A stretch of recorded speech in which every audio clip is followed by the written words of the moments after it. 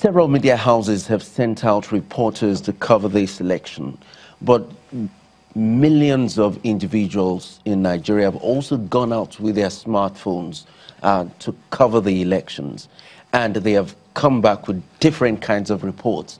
We have videos, we have photos, most of which have provided us the talking point as regards this election. And the social media has provided the leeway for us to do this. I want you to tell me, what role do you think the social media has played in this 2019 elections? Okay, thank you. At the center of it all is it informs and shapes the perception around the electoral process on real-time basis. So when you talk about the stories that evolve as the elections happen, social media gives you that data, and it gives you that information. So what that means is that we are either tilting the conversation towards the positive or the negative. It cannot be anywhere in the middle. So, and from events that has unfolded today, yesterday rather, from events that unfolded yesterday, we've seen that... He's our timekeeper. You can say that again. So from these events, we've seen that Nigerians are very keen about the outcomes of this election. And leading into the elections, we've also seen diverse arguments, different perceptions, what people hold dear to their hearts as what should be, going forward, what should be the outcomes and what Nigeria should look like, And so during the course of their casting their votes and the likes, they brought out the smartphone, started tweeting things and all that.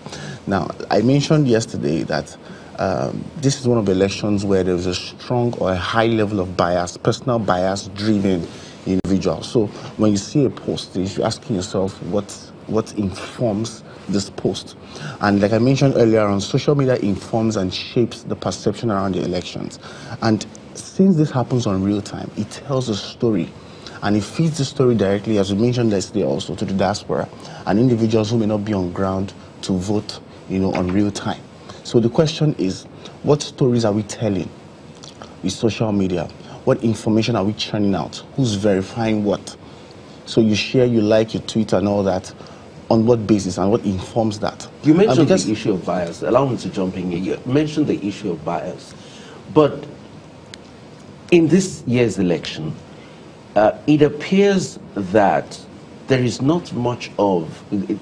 people didn't seem to have a reason to be suspicious about most of the things we saw on social media today. Okay, yeah. Unlike in the last election where there were so many things to doubt, it appeared that people sort of have taken, and correct me if I'm wrong, people seem to have taken the lesson, the campaign about fake news, seriously, and given the opportunity, they've given us the opportunity to be able to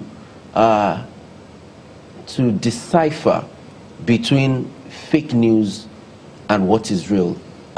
I want to assume that the margin for fake news that we have seen in the last 24 hours is much less than we have seen in years past.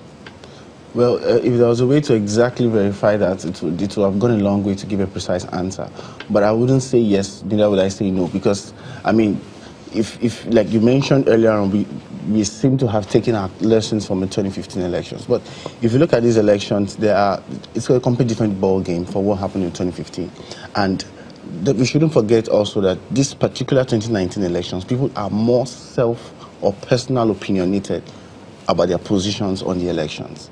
And so they will prefer to express their ideology from that standpoint.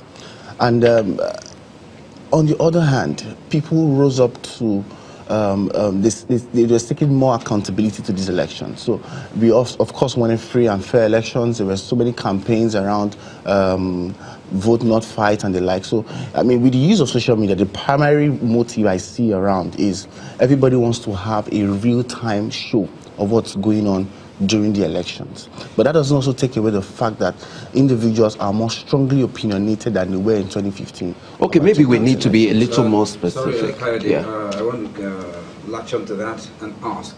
Now, given the participation of citizens using social media, particularly in disseminating information, a lot of which here has been confirmed to be rather true.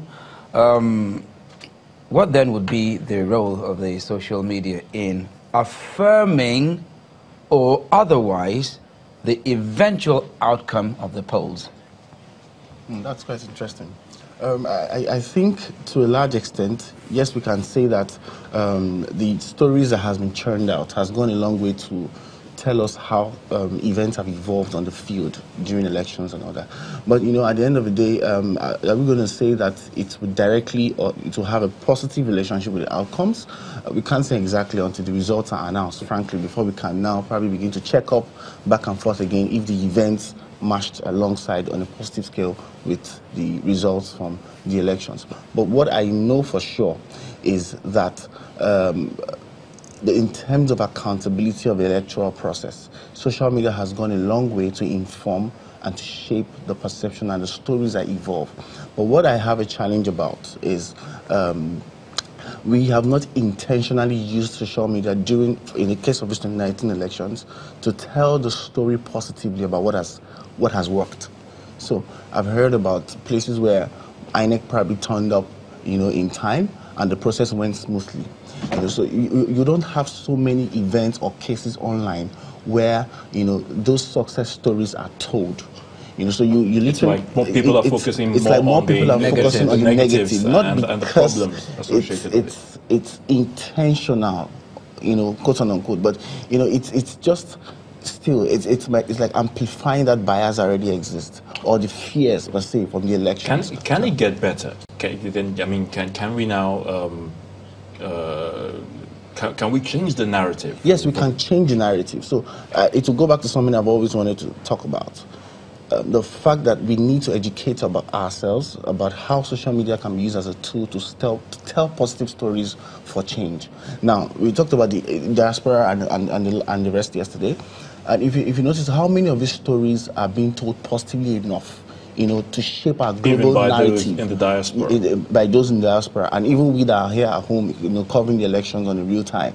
So the things we post on our WhatsApp status, on our Facebook timers and the likes, how many of those things have been able to capture on the positive side, what has worked during the elections to shape our, and this is independent of what the observer says or whoever comes up with his own report. And social media alone as a tool can go a long way to shape what people outside there, in the diasporas now, what they've come to understand happened in terms of on a real-time basis. So people can use these tools to either tilt the story positively or tilt the story negatively. It depends. So when you have a chunk of people who probably are not well educated on the use of social media for positive storytelling, or rather used for national brand building or story selling to the guys abroad. You would have a case where you would just use the gadgets to capture whatever comes along. I could see something on my polling booth that's probably gone wrong, but I may choose not to take a record and put online, not because it's wrong,